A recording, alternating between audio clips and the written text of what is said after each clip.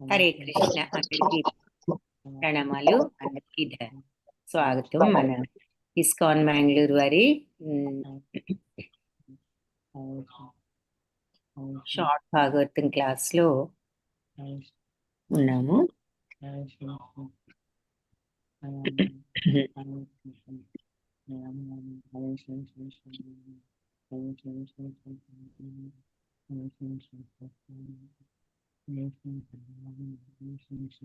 ఓం నమో భగవతే వాసుదేవాయ. ఓం నమో భగవతే వాసుదేవాయ.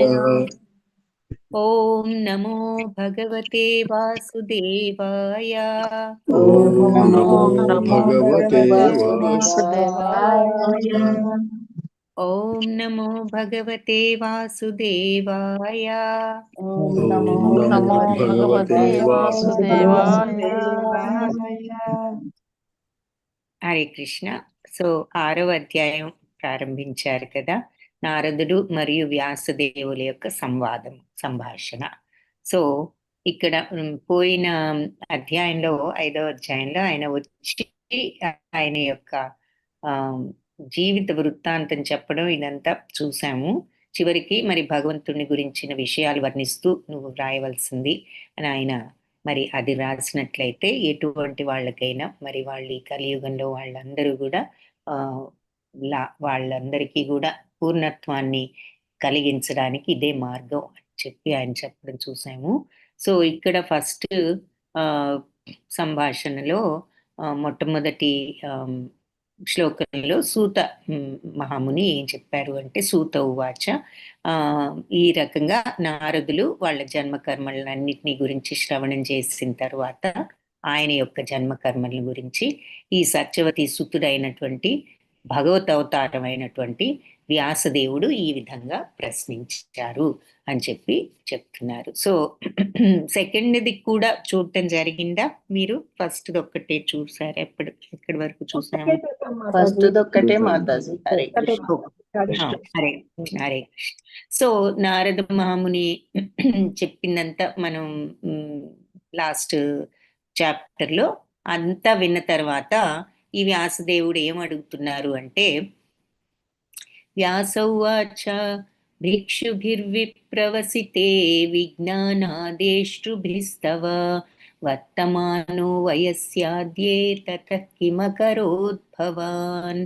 సో వ్యాసదేవుడు అంటున్నారనమాట, ఈ ప్రస్తుత జన్మలో ఈ జన్మకి యొక్క ఆరంభానికి ముందు, ఈ జన్మకు ముందు దివ్యమైనటువంటి భగవద్ విజ్ఞానాన్ని మీకు ఉపదేశించిన మహారుషుల నిష్క్రమం తర్వాత మీరేం చేశారు? మరి అక్కడ ఆయన అందరికీ సేవలు చేశారు కదా, మునులందరికీ కూడా. మరి వాళ్ళందరికీ అందించటం, చాతుర్మాసంలో వాళ్ళు ఈ పూజలు యజ్ఞాలు అన్నీ చేస్తున్నప్పుడు వాళ్ళకి కావలసినవన్నీ ఆయన అందించడం, వాళ్ళు చేసిన ఉపదేశాలన్నీ కూడా ఆయన వినడం, తద్వారా ఆయనకి జ్ఞానం వచ్చింది అన్నది చూసాం. కాబట్టి మీకు వాళ్ళంతా ఈ రకమైన ఉపదేశాలన్నీ మీరు వాళ్ళ దగ్గర నుంచి విన్నారు కదా, వాళ్ళంతా వెళ్ళిపోయిన తర్వాత మరి మీరు ఏం చేశారు అని చెప్పి వ్యాస మహర్షి ఆయన అడగడం జరిగింది. సో ఇక్కడ వ్యాస మహర్షికి ఈ విషయం తెలియదని కాదు, కానీ మనకు అర్జునుడు ఎలా అయితే కొన్ని విషయాలు తెలిసి కూడా అందరికీ ఉపయోగపడతాయని ఎలా అడుగుతాడో భగవద్గీతలో, మరి అన్నీ ఎరిగిన వ్యాసదేవులు కూడా అడగడంలో కొంత కారణం అది. సో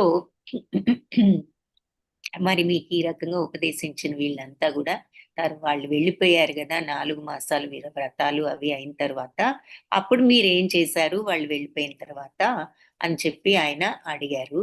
సో ఇక్కడ భిక్షుభి అంటే పరివ్రాజకులు, విప్రవసతే అంటే ఇతర ప్రాంతాలకు వెళ్ళిన తరువాత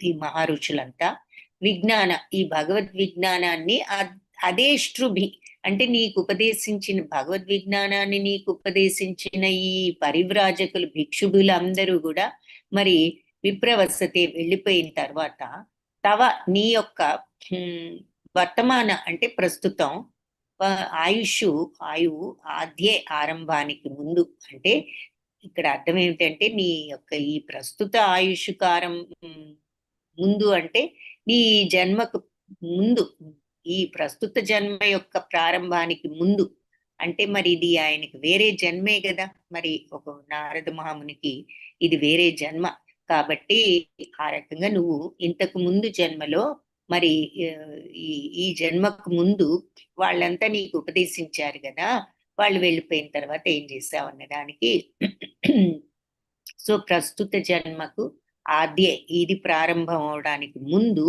ఈ ఈ జన్మ, తత తదుపరి వాళ్ళు వెళ్ళిపోయింటారు, వాళ్ళు ఉపదేశించారు నీకు అప్పుడు ఈ జన్మకు ముందు, అప్పుడు వాళ్ళు వెళ్ళిపోయిన తర్వాత తత కిం ఏమి అకరోతి చేసితిరి భవాన్ మీరు అని చెప్పి అడిగారనమాట. సో వ్యాసదేవులు మరి స్వయంగా నారద ముని యొక్క శిష్యుడు. అందుకని గురువుల దగ్గర నుంచి మంత్రదీక్ష తీసుకున్న తర్వాత నారద ముని ఏం చేశారో తెలుసుకోవాలనే ఉత్సాహం ఆయనకి సహజంగా ఉన్నది. అదే మరి పూర్ణత్వాన్ని సాధించడానికి ఆయన నారదుల వారు అడుగుచాడలాగా అనుసరించాలని అనుకుంటున్నారు. ఈ రకంగా గనక ఆధ్యాత్మిక గురువుతో మనం ఈ ఈ రకమైన ఆలోచన విచారణ అంటే ఆడు కనుక్కోవాలి అనేటటువంటి కోరిక ఆధ్యాత్మిక పురోగతిలో ముఖ్యమైన అంశం. అంటే ఇలా గురువు గారిని అసలు ఈ రకంగా మనం ఇటువంటి విషయాలు అడగడం ఆధ్యాత్మికతలో ముఖ్యాంశం.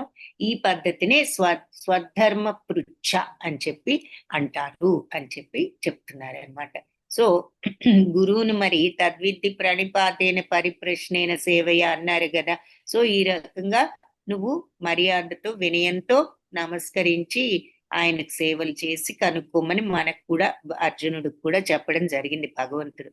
సో ఇలా శిష్యుడికి ఎప్పుడు కూడా ఆధ్యాత్మిక గురువుతో ఈ ఈ విషయాలన్నీ కూడా ఆయన్ని కనుక్కోవాలి అనేటటువంటి కోరికే ఆధ్యాత్మిక పురోగతిలో ముఖ్యమైనటువంటి అంశం.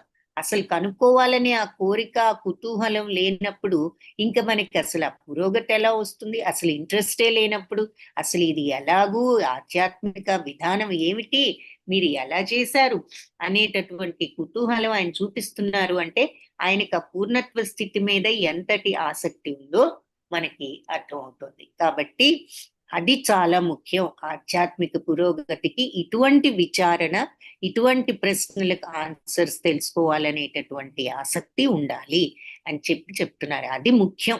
అది ఉంటేనే ఆ పూర్ణత్వ స్థితికి వెళ్ళగలుగుతాం. ఆసక్తితో గురువు దగ్గర విచారణ సలపడం అనేది చాలా ముఖ్యం అని చెప్తున్నారు. సో ఈ పద్ధతికి ఒక పేరు కూడా ఉంది. ఏది? ఆసక్తితో గురువు గారిని ఆధ్యాత్మిక పురోగతి తాలూకు విషయాలను గురించి కనుక్కోవడాన్ని స్వధర్మ పృచ్ఛ అన్నారనమాట. సో అది చాలా ముఖ్యమైనటువంటి అంశం ఈ ఆధ్యాత్మిక పురోగతిలో అని చెప్తున్నారు. అందుకనే గురువు అనేవాడు అంత ఇంపార్టెంట్. ఎందుకంటే ఈ ప్రశ్నలన్నీ అడిగి ఆన్సర్స్ తెలుసుకుంటేనే మరి మనం ఈ మార్గంలో పురోగమనం చెందగలం. కాబట్టి ఇది చాలా ముఖ్యమైనటువంటి అంశము అని చెప్తున్నారు. అందుకని ఈ వ్యాస మహర్షి కూడా నారదుల వారిని మీరు మంత్రదీక్షది వాళ్ళు మీకు ఇవన్నీ ఇచ్చి వెళ్ళారు కాబట్టి ఈ ఉపదేశాలన్నీ చేసి మీరు మంత్రదీక్ష తీసుకున్న తర్వాత ఏం చేశారు అనేటటువంటి విషయాన్ని తెలుసుకోవాలనే కుతూహలాన్ని ఆయన వ్యక్తం చేస్తున్నారు అని భాష్యంలో చెప్తున్నారు.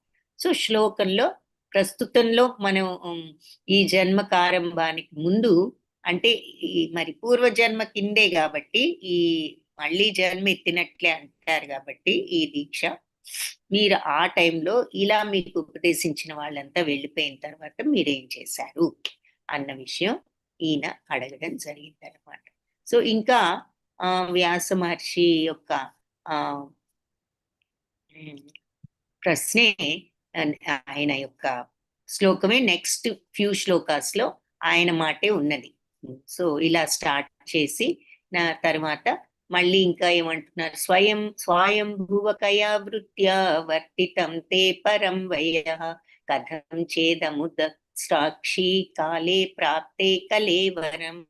సో మీరు ఈ మంత్రదీక్ష తీసుకున్న తర్వాత అసలు జీవితాన్ని ఎలా గడిపారు, కాలక్రమంగా పూర్వదేహాన్ని వదిలి ఈ ప్రస్తుత దేహాన్ని మీరు ఎలా పొందగలిగారు అని చెప్పి మళ్ళీ ఇంకొంచెం డీటెయిల్డ్ గా ఇంకొక ప్రశ్న అడిగారనమాట. వాళ్ళంతా ఉపదేశించి వెళ్ళిన తర్వాత ఏం చేశారు, ఈ మంత్రదీక్ష అని ఇందాక శ్లోకంలో ముందు శ్లోకంలో అడిగి ఈ శ్లోకంలో మంత్రదీక్ష తీసుకున్న తర్వాత అసలు మీరు జీవితాన్ని ఎలా గడిపారు, మరి ఈ పూర్వదేహాన్ని వదిలి ఈ ప్రస్తుత దేహాన్ని మీరు ఏ విధంగా పొందగలిగారు అని చెప్పి ఇంకొన్ని ప్రశ్నలు వేయడం జరిగింది.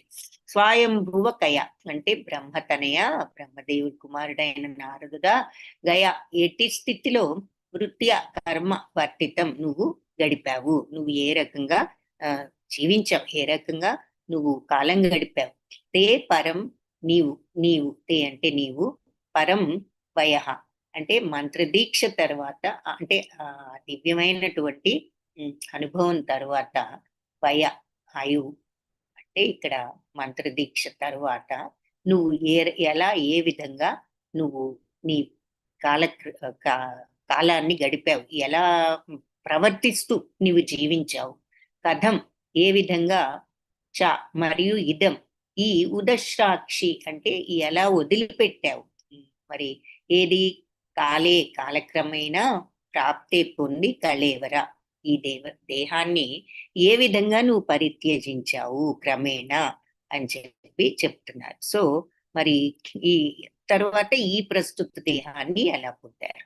సో ఓవరాల్ గా కాలక్రమేణా నువ్వు పూర్వదేహాన్ని వదిలి ఈ ప్రస్తుత దేహాన్ని పొందడం ఎలా జరిగింది, అసలు మంత్రదీక్ష తీసుకున్న తర్వాత జీవితాన్ని ఎలా గడిపారు, ఈ పూర్వదేహం వదిలి ఈ ప్రస్తుత దేహాన్ని ఎలా పొందారు అని చెప్పి ఇక్కడ ఇంకొక 2 ప్రశ్నలు అడిగారు. ఇందాక వాళ్ళంతా ఉపదేశించి వెళ్ళారు, వెళ్ళిపోయిన తర్వాత ఏం చేశారు, ఇక్కడ ఏం చేశారు అని ఇందాక అడిగి మంత్రదీక్ష తీసుకున్న తర్వాత మీరు జీవితాన్ని అసలు ఎలా గడిపారు, మరి ప్రస్తుత దేహాన్ని ఎలా పొందారు పూర్వదేహాన్ని వదిలి అని ఇక్కడ మళ్ళీ 2 ప్రశ్నలు అడిగారు. సో నారదముని మరి పూర్వజన్మలో కేవలం ఆయన ఒక దాసిపుత్రుడు కాబట్టి నిత్య జీవనం, ఆనందం, జ్ఞానం ఇవన్నీ కలిగిన ఆధ్యాత్మిక దేహాన్ని ఎలా పొందాడబ్బా, ఏమీ తెలియని ఇటువంటి దాసిపుత్రుడు అనే విషయం చాలా ముఖ్యమైనదన్నమాట. అతడు ఏ విధంగా ఈ స్థితికి వచ్చాడు అనేది. అందుకని అందరి తృప్తి కోసం నారదుల యొక్క విషయాలను తెలియజేయాలని చెప్పి వ్యాసదేవుడు, మనం ఇందాక చెప్పుకున్నాం కదా, ఆయనకు తెలియక కాదు, అలాంటి మామూలు దాసీపుత్రుడైన ఈ నారదుడు మరి చివరికి ఇంతటి మహనీయుడు ఎలా అవ్వగలిగాడు అనే విషయం తెలుసుకోవడం చాలా ముఖ్యం. అందరికీ కూడా ఆదర్శప్రాయం అది.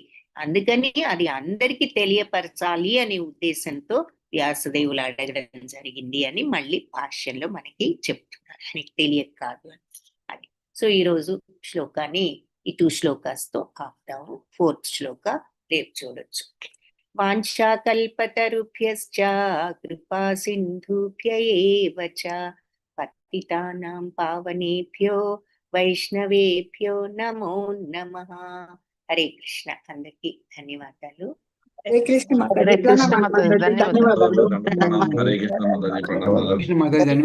ప్రణామాలు మాతాజీ. హరే కృష్ణ. హరే కృష్ణ.